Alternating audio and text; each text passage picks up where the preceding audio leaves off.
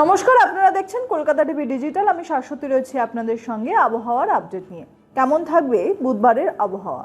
ইতিমধ্যেই উত্তরবঙ্গে শুরু হয়েছে বর্ষার বৃষ্টি, তবে দক্ষিণবঙ্গেও বাদ যাচ্ছে না বৃষ্টির থেকে, কারণ এই বৃষ্টি ইতিমধ্যেই প্রাক বর্ষার বৃষ্টি।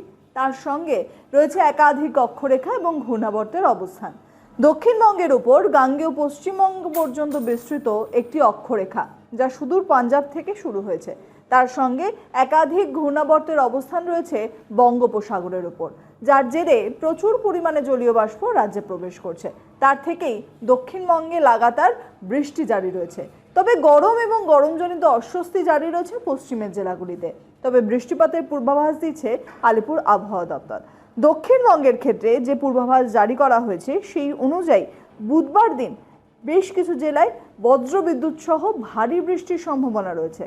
কমলা সতর্কতা রয়েছে 2 মেদিনীপুর, বাঁকুড়া, ঝাড়গ্রাম, পুরুলিয়া, 2 বর্ধমান, হুগলি সহ একাধিক জেলায়, যেখানে বিক্ষিপ্তভাবে ভারী বৃষ্টি, কোথাও কোথাও বজ্রবিদ্যুৎ সহ বৃষ্টি, সঙ্গে 40 থেকে 50 কিলোমিটার বেগে দমকা ঝোড়ো হাওয়া বইতে পারে বলেই জানাচ্ছে হাওয়া অফিস।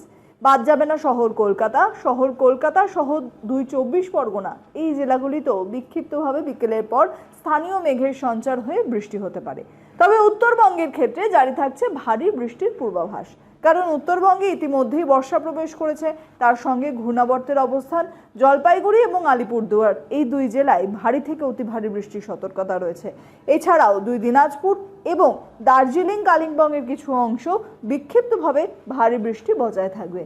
বাকি জেলাগুলির ক্ষেত্রেও বৃষ্টির পূর্বাভাস কিন্তু দিনভর জারি। তাই বলা যায় যে বর্ষার বৃষ্টি যেরকম উত্তরবঙ্গে প্রবেশ করেছে, তার সঙ্গে সঙ্গে দক্ষিণবঙ্গেও দক্ষিণ পশ্চিম মৌসুমী বায়ু যথেষ্ট প্রভাব ফেলছে। এই দক্ষিণবঙ্গের বৃষ্টি ইতিমধ্যেই প্রাক বর্ষার বৃষ্টি। তাই আর কিছুদিনের অপেক্ষা দক্ষিণবঙ্গবাসীর। বর্ষা প্রবেশ করবে তার নির্ধারিত সময়। আরও বিস্তারিত খবরের জন্য চোখ রাখুন কলকাতা টিভি ডিজিটালে। কলকাতা টিভি, রাত দিন 7 দিন।